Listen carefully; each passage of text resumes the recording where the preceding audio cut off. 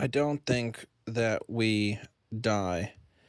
I think that the avatar can biologically finish, but I think there's an immortal side of us, a spirit.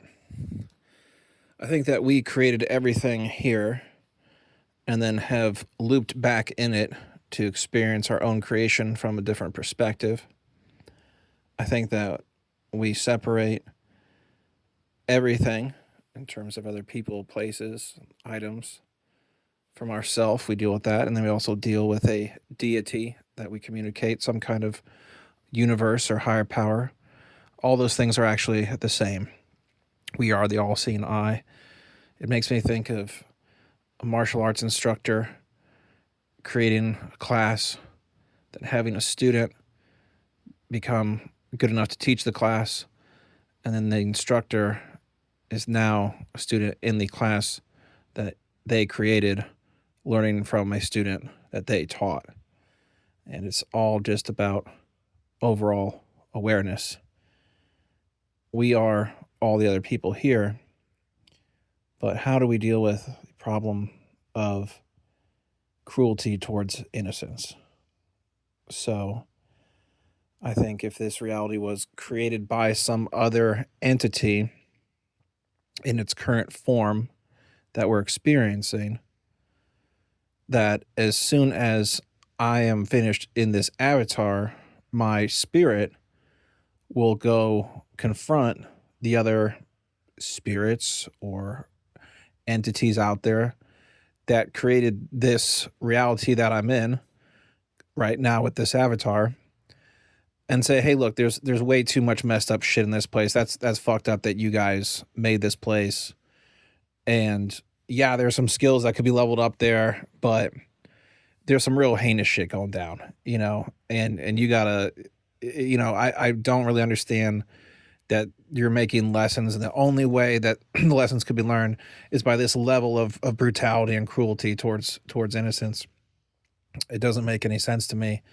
And for a lot of the suffering I've seen, I feel currently that even if my spirit could not confront those things in a way to challenge them, I would grow to the point where I could and then stop such activities from taking place, stop it making. And so it's a very confrontational view where it's okay, this place is a problem and there's someone else who made it, and I, with a sense of justice, am different from them, am different from this place, and am going to rectify the situation that goes on in this place so that there won't be any more of this real heinous cruelty towards innocence.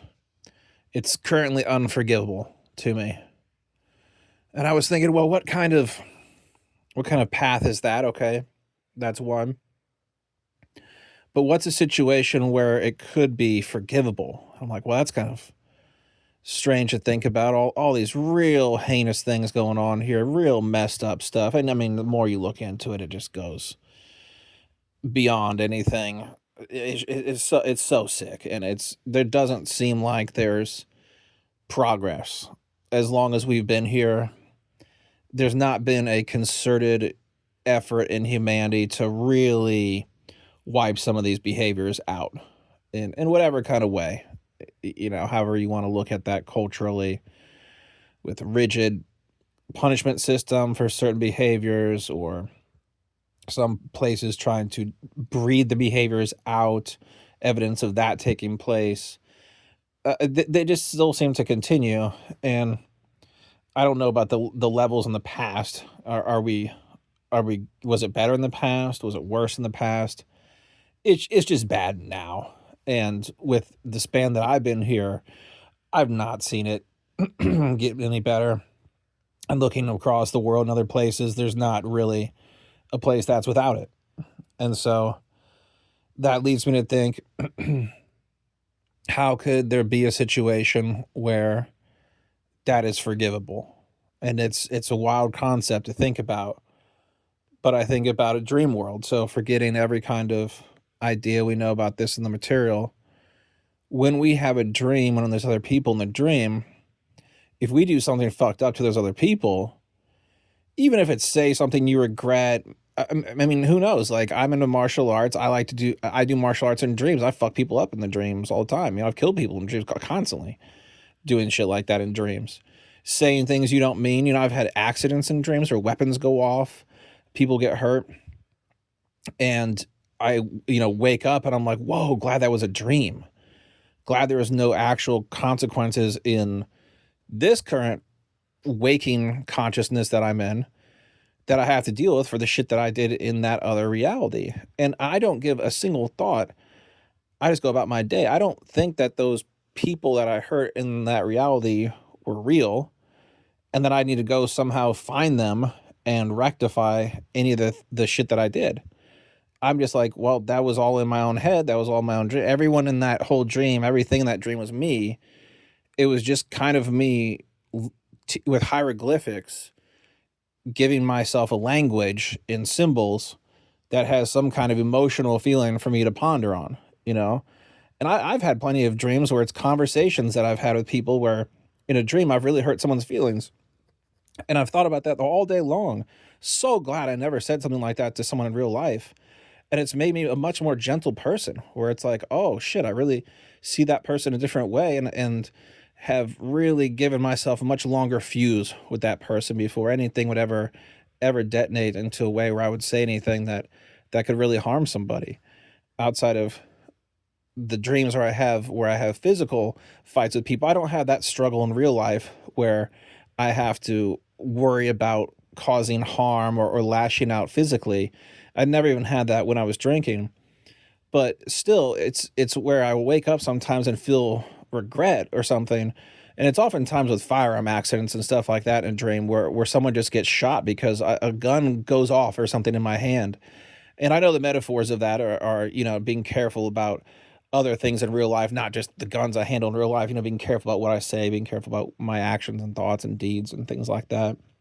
That everything has consequences, and sometimes things can happen when you don't mean them to, and things can be taken the wrong way, and just like a gun can fire in the wrong direction. So I understand the metaphors of that, but the point is I don't think about the people that I shot in the dream as a actual victim that's hurt in some other dream world, that then later I have to have another dream, and the purpose of that new dream would be to go find the person from the previous dream and make sure they're okay from the gunshot wound. Or so it never happens like that.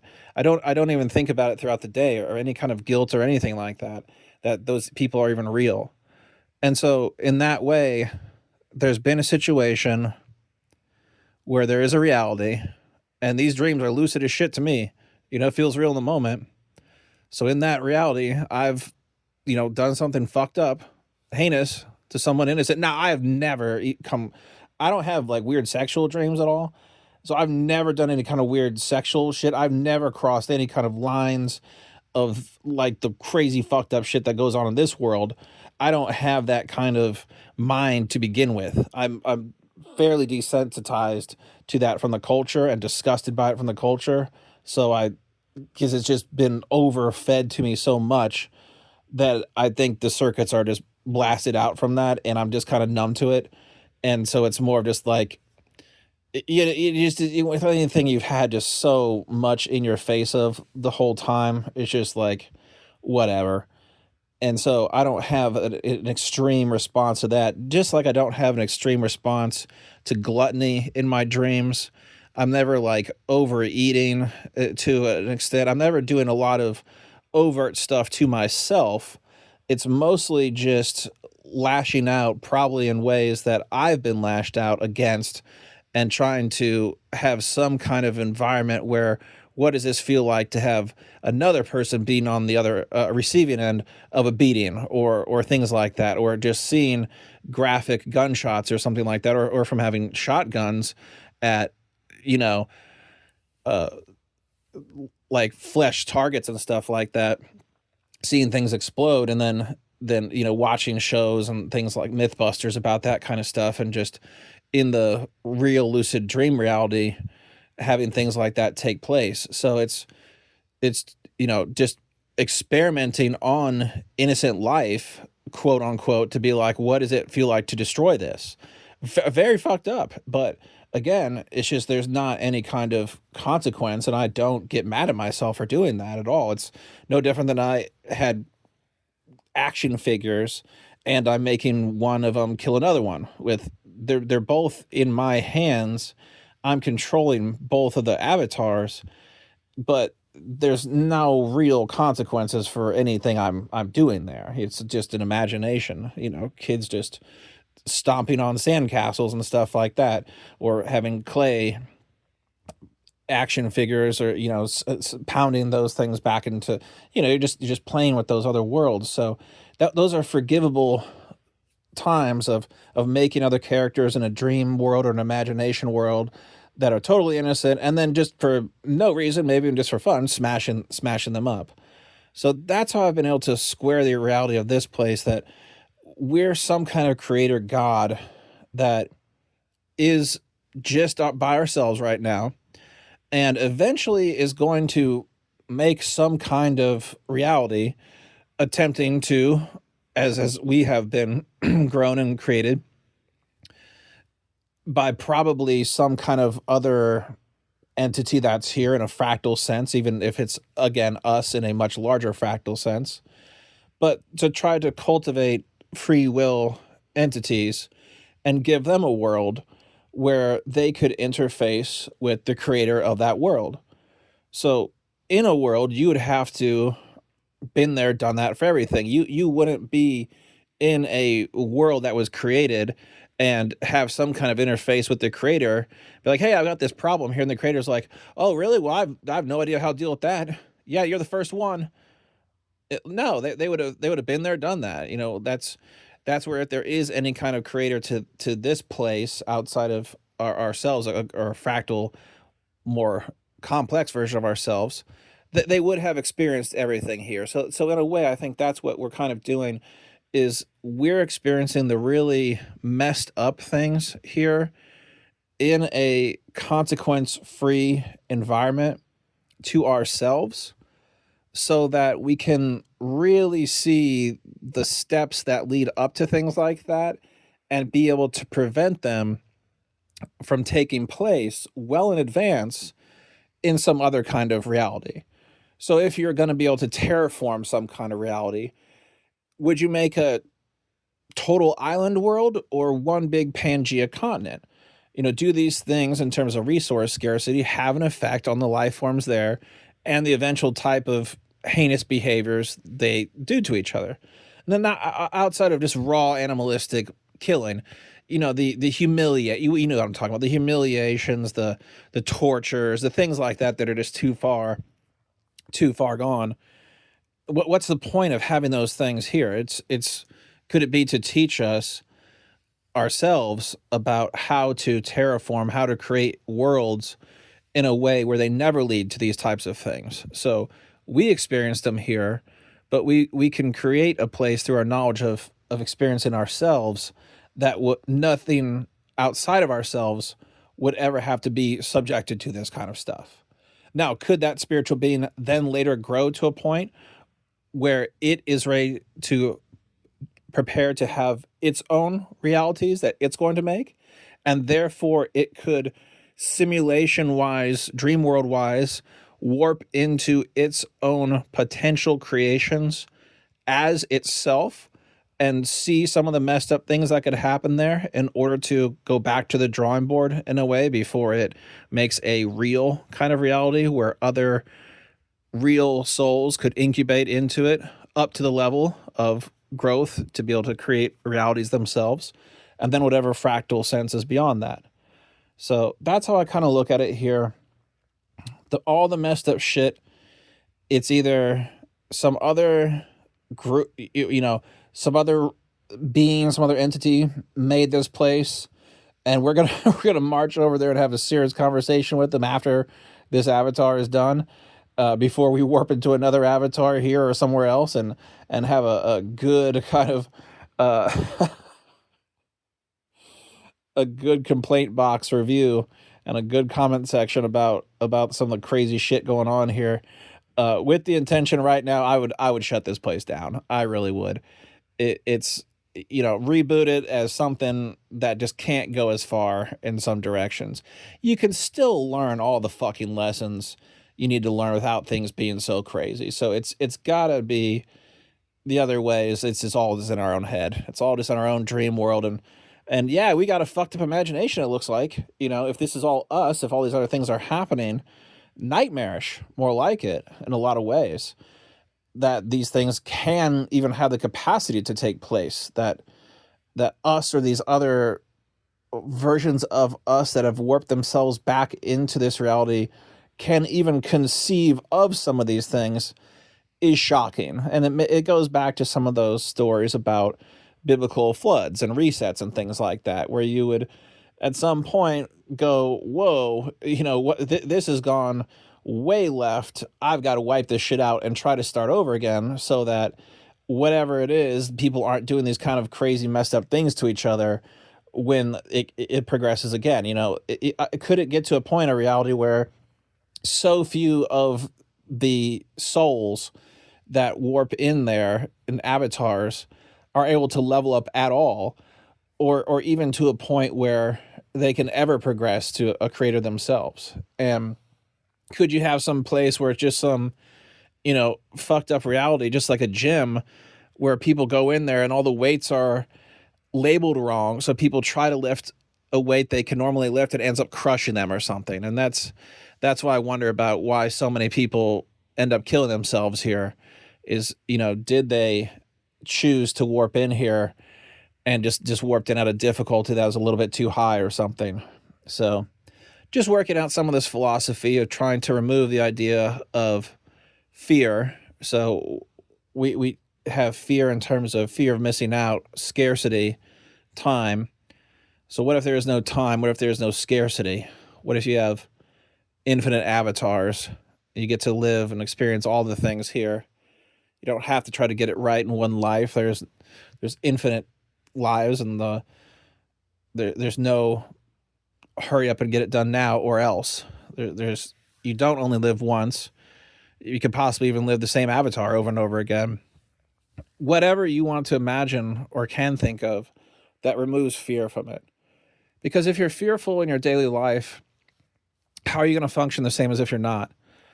And is there a way to ever verify this? No, it's a belief.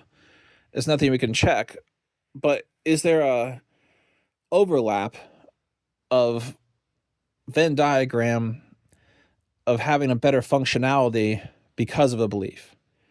So if the belief is true, who knows what it'll lead to in an afterlife beyond this? But how does that belief, if it's true, have you function here? And if you have a belief that has you remove fear from your life here, that will be a much more love-filled life than anything else you can imagine. Just trying to add love to your life won't be the same as if you can reduce fear. And giving yourself a break and thinking, okay, what do I really take with me? In my experience, almost everything I try to do here slides backwards very quickly. If I stop putting effort towards nutrition, I start eating junk food again. If I stop putting effort towards exercise, I very quickly gain weight. I'll forget the things I've learned in class. Any subject I forget very quickly if I stop continuously practicing the avatar's skills or habits or anything like that. The things that I found that stay in a much different shape. So the avatar's shape is pushing a boulder or an object uphill, and without continuous effort, it rolls backwards on you. And what I found that, to me, there seems to be another version of ourself that exists somewhere else that is non-material. And what I mean by that is when I have overcome certain things like drugs or alcohol, pornography, different types of sins or masteries, improvements over energy centers, even when I grade them, moving it from an F to a D, for example, it doesn't slide backwards to an F. Or for example, drinking. Even in dream worlds, I'm not getting drunk in the dream world. It just I solved that problem. It just stayed solved. And for everything else, it requires just so much effort, or else I'm just forgetting how to do something, or have to relearn it. But for this, it's just once it was solved, it just solved. And it could be some physical sense to it, where yes, there was trauma. I had to go back in time and heal the trauma, and I guess just like healing a broken bone, would that broken bone just spontaneously re-break by itself? No, but uh, to me, it feels like the progress made with that was made on some other plane, on some other non-material reality where you get to keep that. And so I think whatever progress you make with that, in whatever direction, you could get worse with it as well too. So you could be at a certain level. Like I'm just arbitrarily grading it with academic grades that we know. So a C with drinking, and instead of spending a lifetime to move it up to a B, where maybe getting drunk quite a bit at a C, and you move it up to being on to moderate alcohol as a B, you could have it slide backwards to a D, where you're getting blackout drunk frequently and having problems in your life because of it as well. And then you wake up next life still working on that lesson at the same place you were the previous life. All about trying to convert that pain into energy. Is suicide a way out? No, I don't think that there would ever be any kind of design in any reality where if you encounter a lesson and you decide the lesson is too difficult and remove yourself from that situation, that you would never have to face that lesson ever again. No, I think if anything else, you'd have to face that lesson again with perhaps even more challenging circumstances, or with at least more of a focus on that lesson, since you had such a fearful approach to it in the previous avatar. And I think that we have infinite avatars to get this. So it's not about trying to get everything, every category from wherever it is to wherever you want it to be in one life. I don't think there's an end to the amount of pushes that we get off center here, which would be the reason that you chose to come to a reality like this. So if the point of this is like an alchemist to purify things, or like a scientist, or like religion, the idea is purity. To try to purify it, you would want some kind of constant pressure. That's how gemstones are purified, is pressure from every direction. And when you look around, you don't see anyone who's ever escaped the idea of the stresses of life. Everyone, no matter how rich or poor, where they live, or any kind of circumstance you could think of in a material sense, they all have the same struggles. They've not said you just achieve this level of wealth and then you don't get pushed off center anymore. The push off center seem to be never ending. So that leads me to think that was the purpose of why you would choose to incarnate in this place. So similar to where you would choose to build a windmill, or where you would choose to build a hydroelectric dam, is somewhere where there's constant pressure that you could convert one force into an energy that you can use. And so that's the game that you have to play here. It's never going to stop. It's just going to keep coming at all angles, and that's why you choose to be in a place like this. Some kind of hellscape, if you can imagine, like our previous example about all the cruelty. Maybe there's some kind of fire or flames that need to purify something to a level that doesn't take place in a reality where there's not that same kind of cruelty towards innocence. Maybe you can't level things up so much in just a kind of beach world vacation reality. So there could be some kind of practical reason to experience a place like this, as insane as it is with all the parameters that are set up this way. It could be finely tuned just so that you could level up the specific things. And at first, without the awareness that you are giving yourself the lessons here and trying to improve it, it's like having a personal trainer in something. They'll design the lessons for you, but after a while, you kind of understand the exercises and can make your own kind of way to work out. And that's a similar thing here, is that one aspect of you designs a workout to train another aspect of you and grow it. You know not to lift 1 pound of weight. You know not to lift 5,000 pounds of weight. You know what the range is in the middle of that. So a mental part of you is designing something to grow another part of you. So I can see the same thing taking place here, where we have designed this reality in a way to grow an aspect of ourself which could not be grown in the spiritual, non-material place where there is infinite time and such. So I could see the idea of setting some things in motion in order to accomplish certain different understandings from a different perspective that you can't have. So that's kind of my philosophy. Try to live without fear that we are everything else here. And we are also the creator of this place that has warped ourselves into our own creation to try to gain more awareness of how it all works from a different perspective, for the idea of growing eventually other creator gods like ourselves and expanding our overall awareness of creation itself.